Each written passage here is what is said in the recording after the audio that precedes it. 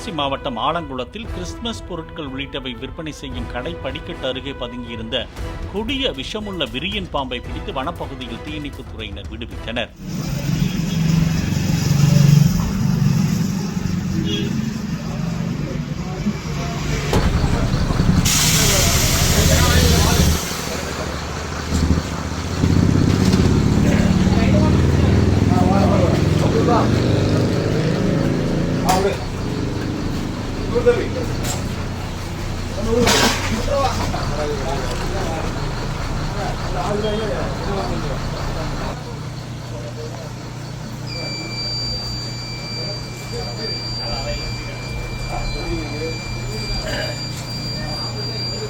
Sir, right now.